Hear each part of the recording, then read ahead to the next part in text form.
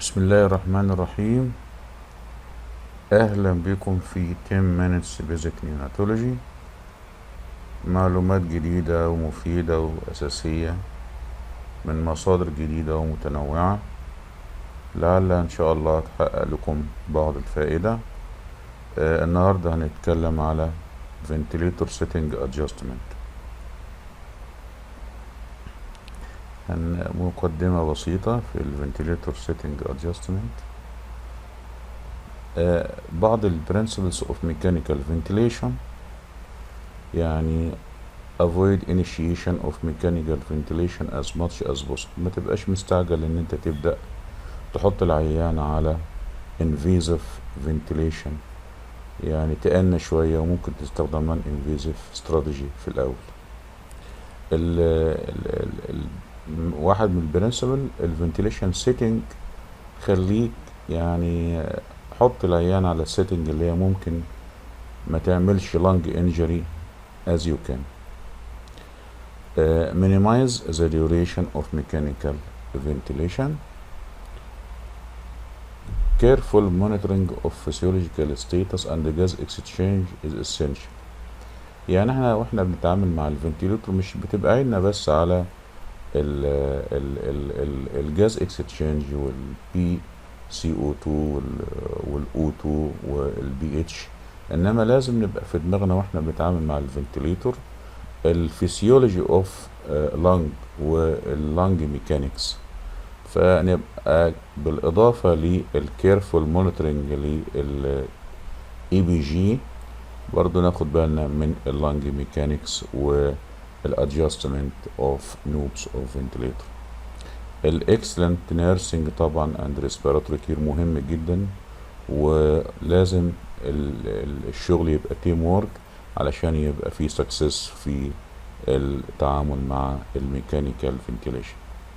في حاجة اسمها ريكروتمنت مانوفر، احنا هنقولها ان شاء الله في محاضرة من المحاضرات الجاية ان شاء الله، وديت استراتيجي علشان نعمل لانج بروتكشن ونعمل امبروفمنت الاكسجينيشن. هي عبارة عن sustained increase in airway pressure with a goal to open collapsed alveoli, after which sufficient PEEP is applied to keep the lung open. The goal of recruitment maneuver are to serve as part of lung protection strategy and improvement of oxygenation. من البرنسبلز اوف ميكانيكال فنتيليشن بقى اللي احنا بنكمل فيها برضو among infant with on supplemental oxygen targeting oxygen saturation in the low 90 in preterm infant، يعني زي ما قلنا من 90 ل 94. وانا بحب اتك على الفكره ديت علشان ما ندخلش العيان في المشاكل اوف هايبر اوكسيا وريتينوباثي اوف بريماتوريتي. الفول تيرم ممكن يبقى في الميد 90، يعني يبقى 95 96 94 97 في الحدود دي. اوكي.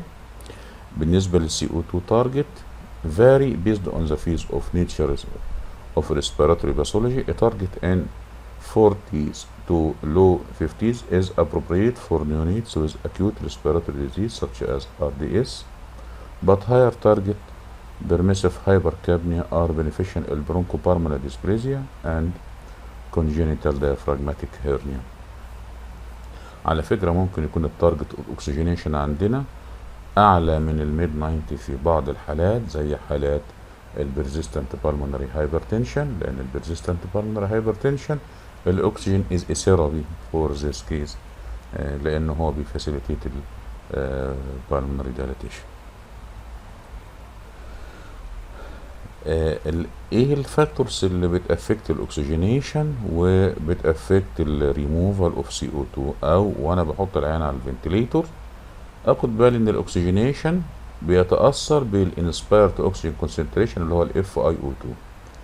الفراكشن اوف اوكسجين كل ما انا عندي طبعا الاف اي او 2 كل ما يبقى عالي كل ما هيبقى له امباكت بوزيتيف امباكت على الاكسجينيشن، بالاضافه للمين ايروي بريشر له امباكت على الاكسجينيشن. بالنسبه للسي او 2 during conventional ventilation is proportional to alveolar minute ventilation. الالفولار minute ventilation ده عباره عن ايه؟ التايدال فوليوم في الريت. الالفيولار من الفنتيليشن على فكره هو مش التايدال فوليوم، التايدال فوليوم ناقص الديد سبيس، لان لو احنا قلنا التايدال فوليوم هيبقى واخد الديد سبيس واخد الالفيولار من الفنتيليشن. however inadequate expiratory time at higher rate may lead to gas trapping and CO2 retention. اوكي الله. بالنسبة للفنتيليتور ريتس، the ventilator rate is the number of breaths divided by the alveolar per minute. The minute ventilation is the product of tidal volume and rate. اما نضرب التايدال فوليوم في الريت يدينا المينت فنتيليشن. alveolar minute ventilation زي ما قلنا في السلايد اللي قبل كده is a product of tidal volume minus dead space and rate.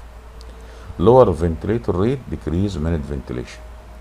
higher ventilator rates with inspiratory time kept constant reduce the duration of exhalation، وبالتالي ممكن يعمل لنا جاز ترابنج. يبقى انا اخد بالي مش فكره ان انا ازود الفنتيليتور ريت علشان اعمل CO2 ريموفال، فلها ليميت.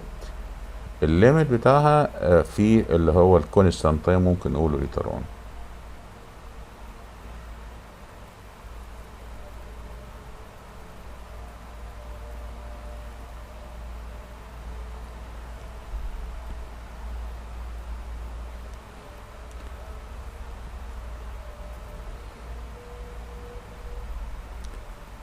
طبعا احنا قلنا الانسبيراتوري فراكشن اوكسجين كونسنتريشن والامباكت بتاعه على الاكسجينيشن بالاضافه للمين ايروي بريشر. الفلوريت احنا ما نلعبش فيه كتير لان هو الامباكت بتاعه على الجاز اكستشينج مش في المودرن فنتليتورز مش كتير قوي. الفنتليتور ريت احنا قلنا اللي بيحكمنا في الفنتليتور ريت حاجه اسمها تايم كونستانت، والتايم كونستانت عباره عن كومبلاينس مالتيبلايد باي ريزيستنس. كل ما بيقل الكومبلاينس زي في حالات الار دي اس انا ممكن ازود الفنتليتور ريت. يبقى كل ما يزيد الكومبلاينس كل ما يزيد الكومبلاينس كل ما يبقى عندي ممكن اقلل الفنتليتور ريت. كل ما يقل الكومبلاينس زي في حالات الار دي اس انا ممكن ازود الفنتليتور ريتس وما يبقاش له نيجاتيف امباكت على طيب نعرف بس الاكسجينيشن بيأفكتد بايه؟ بيأفكتد بالاف اي او 2 والمين ايروي بريشر. البرايمري فاكتور طبعا اللي هو الاف اي او 2 بيأفكت الاكسجينيشن. المين ايروي بريشر ممكن يأفكت الاكسجينيشن بس وذ الليميت، لان احنا لازم واحنا بنتعامل مع المين ايروي بريشر والامباكت بتاعه على الاكسجينيشن نبقى فاهمين اللانج ميكانيكس. المين ايه اللي بيأفكت المين ايروي بريشر؟ البيك انسبيراتوري بريشر. يبقى كل ما زاد عندي المين ايروي بريشر بالادوات ديت ممكن يزود الاكسجينيشن.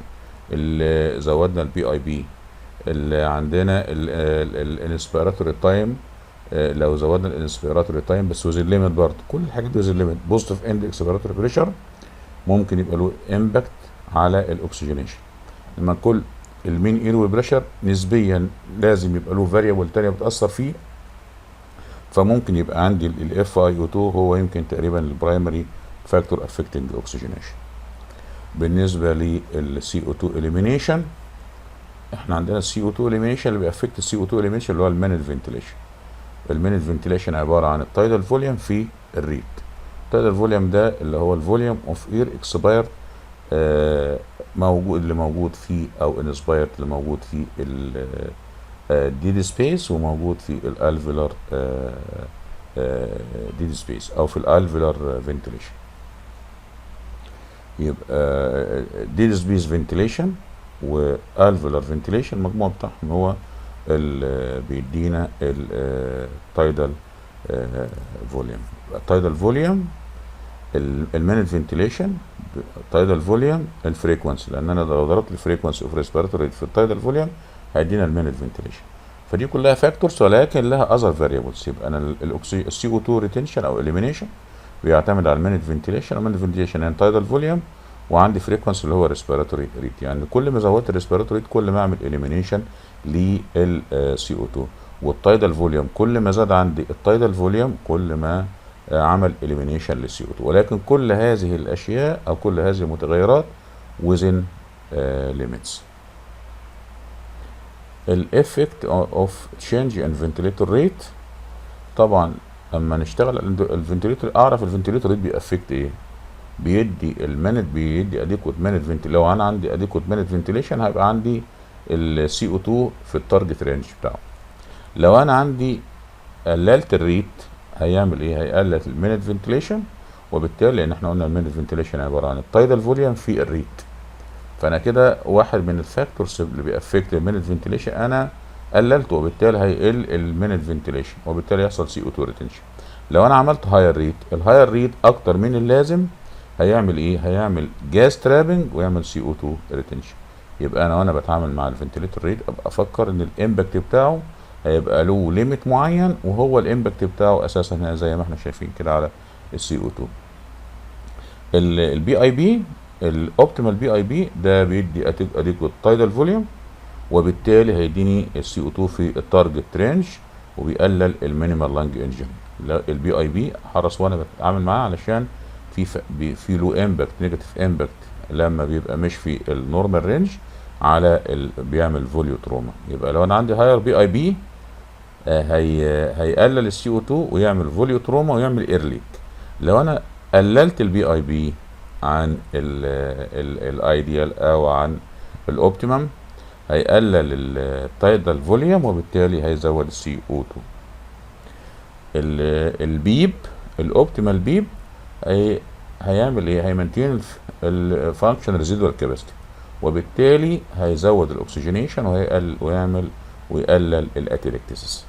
اللو بيب لو انا البيب عندي مظبوط على اقل من الاوبتيمم يحصل اتلكتسس وهيعمل بالمونري شانتنج. ايه بالمونري شانتنج؟ البالمونري شانتنج يعني الاكسجين جاه اللنج عدى ولا سلمش عليه، يعني عدى وما حصلوش فنتيليشن لان الالفيولاي اتلكتيكتد او اللنج اتلكتيكتد عموما، وبالتالي البرفيوجن عدى وما لقيش حاجه يعمل، ما لقيش اكستشينج، فبيسموها فيبقى فيه بالمونري شانتنج.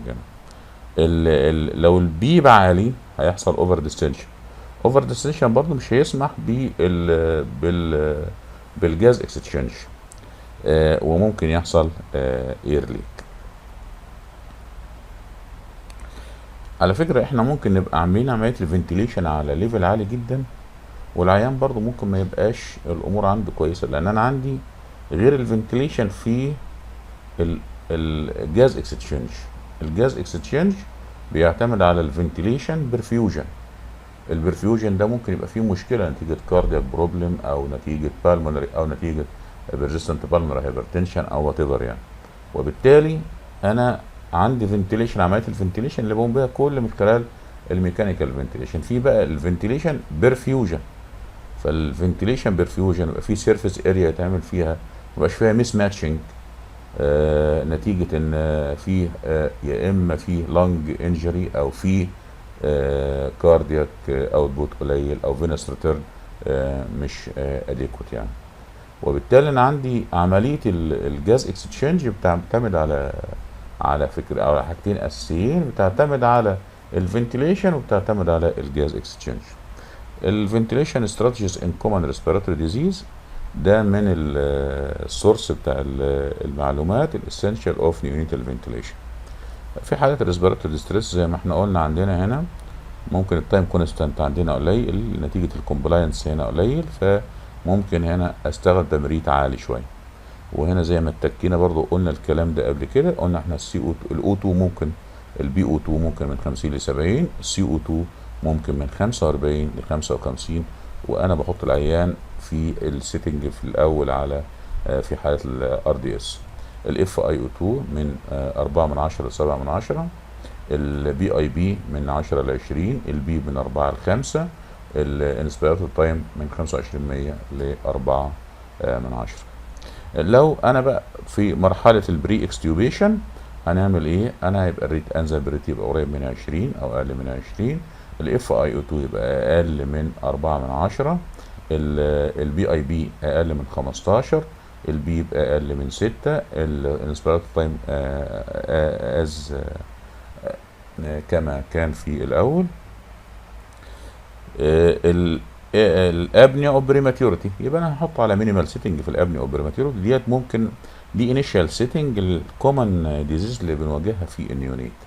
احط على ريت واطي عالي، مش 10 ل 20 زي احنا هنا. شوف هنا من 50 ل 70، لان هنا في بور كومبلاينس. هنا مفيش لانج انجري، يبقى انا بعمل نوع من انواع الاسيست. فممكن يبقى من 10 ل 20. الاف اي 2 من 21 من 21% ل 3 من 10. مش عايز بريشر عالي فيبقى من 10 ل 15. مش عايز بيب عالي قوي فمن 3 ل 5. الانسبيراتوري تايم بيبقى الى حد ما قريب من حالة الار دي اس. البرونكو بالمر ديسبليزيا ادي السيتنج بتاعتها اهي. طبعا البرونكو بالمر ديسبليزيا انا هنا بس عندي الاوتو، ممكن احتاج ارفع الاوتو شويه. فانا عندي ممكن يبقى مثلا الساتوريشن هنا برضو يعني الى حد ما 95.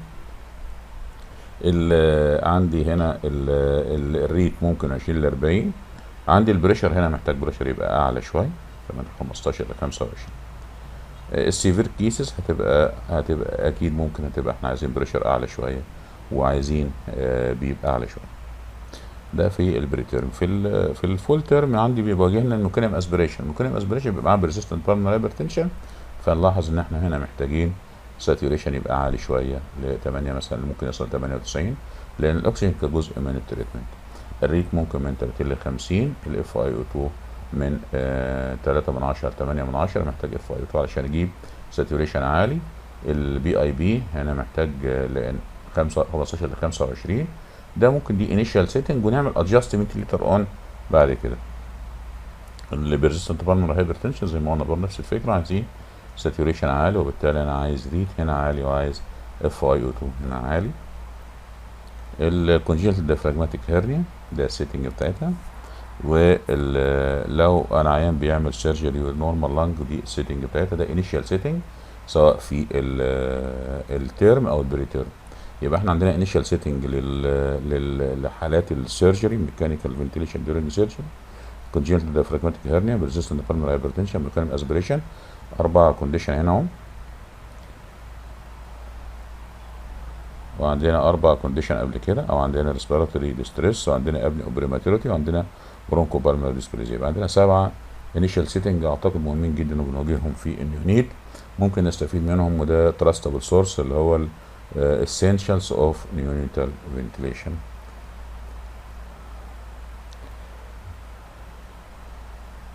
شكرا لحضراتكم، ونتقابل ان شاء الله في توكس اخرى ان شاء الله. 10 في 10 minutes basic neonatology. ممكن نتكلم في محاضرة تالية ان شاء الله على ال ventilation في حالات الار دي اس. شكرا جزيلا لحضراتكم. السلام عليكم ورحمة الله وبركاته.